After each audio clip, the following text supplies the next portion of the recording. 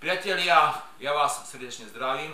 V dnešnom teste si predstavíme model Firebird HRC od rakúskeho výrobcu Blizzard, ktorý je prakticky horúcou novinkou pre sezónu 2019-20. Model s výrazne športovým, čiastočne až racovým charakterom a so šírkou stredu 76 mm, je to, by som povedal, taký čiastočný konkurent modelu Hero Elite ST Titan Plus od Rossignolu. V minulosti priazníci Blizzardu tej civilno-racovej rade určito poznajú modely Firebird SRC a DRC, SRC ako slalomová lyža a DRC ako obráková lyža. Tak ako sme zvyknutí u tých vyšších modelov, Blizzard nepoužíva rockerovú stavbu, to znamená, tá dĺžka, ktorá je tu uvázaná, je reálna či krátkych i dlhých oblúkoch. Stavba jadra typická pre Blizzard, spodná titanová výstuha po celej dĺžke a ploche, tá horná je prakticky len pod samotným tým viazaním. Stredovú časť pod viazaním v tejto dĺžke doplnil karbonovou výstuhou s označením Carbon Armor. Zhruba v 2/3 šírky lyže sú tu po celej dĺžke ďalšie karbonové výstuhy s označením Carbon Spin. Kombinácia týchto karbonových a titanových výstuh vytvára celku príjemnú tvrdosť na úrovni zhruba nejakých 120 kP, čo zodpovedá orientácii tohto modelu. HRC sa vyrába v 4 dĺžkových vyhotoveniach, najkratšia dĺžka má hodnotu 158 cm, 166, 174 a najdlhšia verzia má hodnotu 182 cm. Geometria modelu v testovanej dĺžke 166 cm má nasledujúce parametre. Špička má šírku 124 mm, stred pod viazaním 76 a pätka má 105 mm. Upozorňujem, že tie geometrie sú pre jednotlivé dĺžky rozdielne a z toho vyplývajú i tie nominálne rádiusy. V dĺžke 158 cm je tam nominálny rádius 13 m, 166 14,5 a 174 15 metrov, naopak dĺžka 182 cm má hodnotu nominálneho rádiusu až 17 metrov. To znamená, v tých troch krátkych dĺžkach je to lyža slalomového charakteru, v dĺžke 182 cm bude to lyža krosová až obráková. Určito pri tom predstavovaní modelu nemožno nespomenúť zaujímavý konštrukčný prvok, ktorý výrazným spôsobom ovplyvňuje prehyb lyže. A to je podĺžka pod viazaním od markeru, ktorá má označenie FDP Race Pro, ktorá výrazným spôsobom pripomína podĺžku Piston Control používanú v svetovom pohári. Táto podĺžka je o 10% ľahšia ako Piston Control a zároveň i tie nároky na silu v tom priehybe sú o 10% nižšie. Priatelia, možno sa vám to zdá zbytočné, ale tie podĺžky výrazným spôsobom ovplyvňujú tie jazdné vlastnosti, predovšetkým ten priehyb lyže v tej stredovej časti.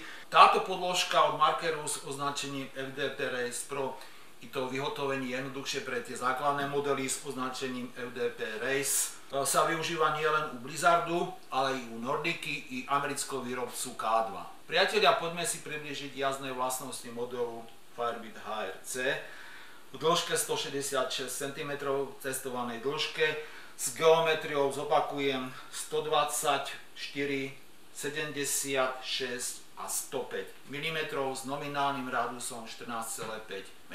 HRC som mal možnosť testovať na rakúskom Obergurgli 2 dní zhruba po nejaké 3 hodiny v snehových podmienkách, ráno vyslovne ľadových, cez deň mierne, ale veľmi mierne uvoľnené, to znamená vyslovene tvrdý podklad. Dĺžku 166 cm som si vybral zámerne, kvôli tomu, že tu nie je rocker i kvôli tomu, aby som mohol porovnať tie jazdné vlastnosti s modelom Hero Elite ST Titan Plus.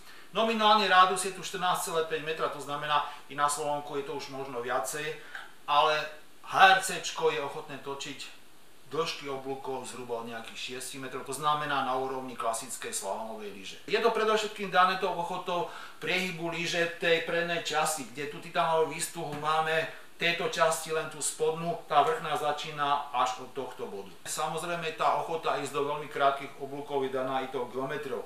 Nominálny rádius 14,5 m, tak ako sme zvyknutí tomu označovaní Blizzardu, je tejto stredovej a záverečnej časti.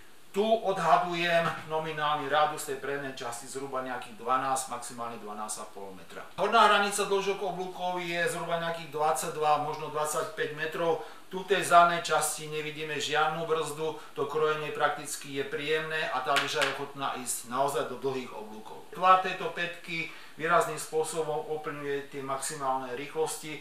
dĺžke testovanej 166 cm, maximálne nejakých 60 km za hodinu.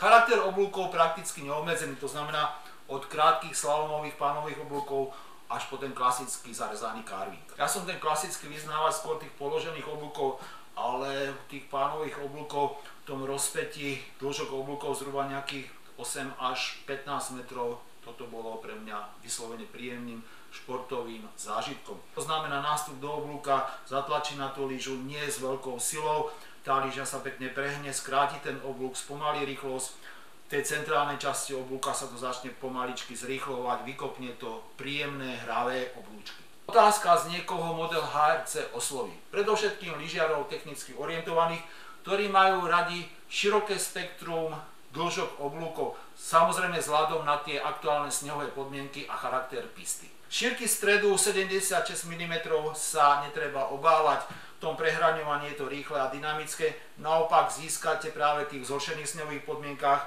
kde tá lyža dokáže fungovať ako žehlička. Nároky na presnosť ovládania 8, 9, 10. Keď je zlé, tak tá lyža je vzhľadom na ten tvar stiahnutej pätky ísť do šmikových oblúkov. Z pohľadu nárokov na silu ovládania nič dramatické. Toto dokáže osloviť lyžiarov hmotnosti 80 až nejakých 120 kg.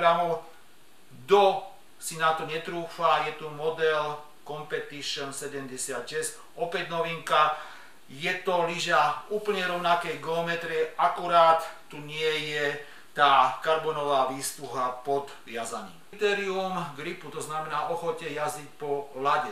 Tu HRC dostalo do mňa hodnotenie 9. Flexia 120 nemôžeme očakávať viacej, toto nie je Dakar od Fisheru, toto nie je SLX od Elanu. Z pohľadu konkurencie, zatiaľ toho nie je veľa. Máme tu zatiaľ len model Hero Elite ST Titan Plus od Rossignolu a adekvátne na to ešte naväzuje model Super Shape Rally od Headu.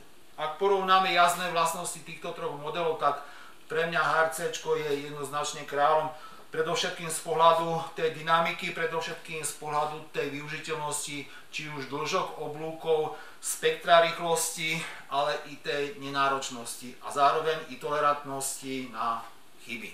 HRC mimo tej výbornej jazdnej vlastnosti sa prezentuje takým tým osobitým lookom, tej tmavej oranžovej farbe, tak ako väčšina tých modelov, top modelov tej modelovej rady Firebird.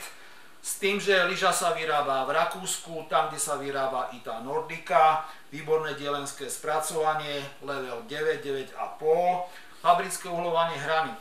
Z boku 87,5, zo spodu 0,75. Dobre, ale z môjho pohľadu to chce urobiť. Priatelia, čo na záver?